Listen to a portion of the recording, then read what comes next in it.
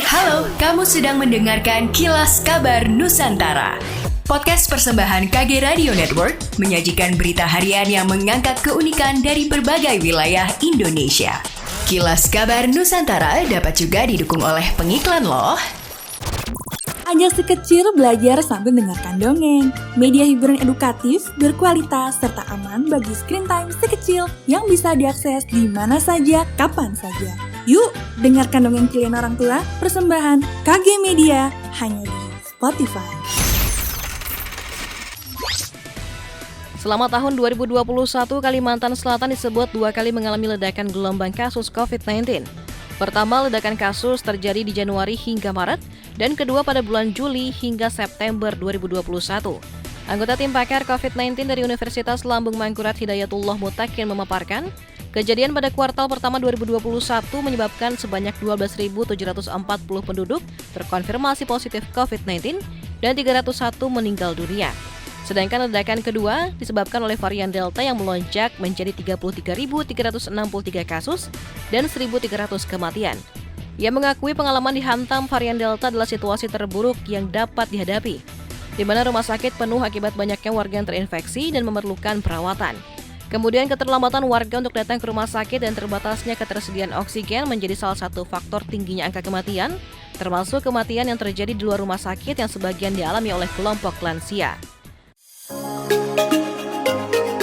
New normal memang sudah berjalan sejak lama, tapi pandemi COVID-19 masih ada. Bahkan, gelombang ketiga COVID-19 diprediksi dapat terjadi bila masyarakat tidak memenuhi protokol kesehatan.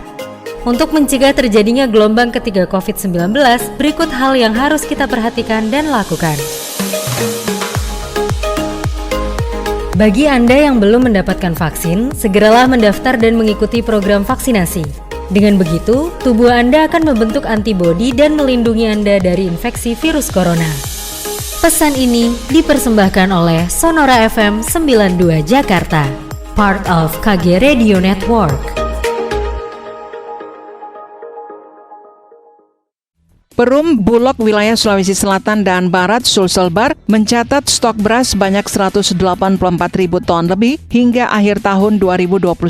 Stok ini dianggap cukup untuk kebutuhan masyarakat di Sulsel dan Sulbar hingga 26 bulan ke depan. Kepala Divre Perum Bulog Sulselbar, Eko Pranoto menjelaskan, tidak hanya stok yang melimpah, harga beras juga dinilai cukup stabil. Eko mengatakan stok yang ada ini naik dibandingkan akhir tahun lalu sebesar 123.000 ton lebih. Terjadi kenaikan stok sekitar 66% di awal tahun. Ia mengemukakan serapan pengadaan beras yang terrealisasi di 2021 juga melampaui target dengan total 342.000 ton lebih. Penyerapan beras sendiri di target 303.000 ton. Eko menuturkan kejadian puso pada ladang persawahan seperti di Kabupaten Luwu dan Sopeng tidak begitu terdampak terhadap stok beras, sebab sebelumnya serapan gabah pada petani sudah tinggi. Selain menjamin kebutuhan beras di wilayah kerjanya, pihaknya telah diminta untuk membantu penyediaan beras pada wilayah defisit di kawasan Indonesia Timur. Misalnya pengiriman 505 ton beras ke Maluku, Nusa Tenggara Timur, dan Papua pada Oktober 2021. Bulog Sulselbar juga telah menyuplai beras ke wilayah Sumatera Utara sekitar 1.400 ton dan 2.025 ton untuk kantor wilayah Bulog Sulawesi Utara dan Gorontalo. Demikianlah Kilas Kabar Nusantara pagi ini.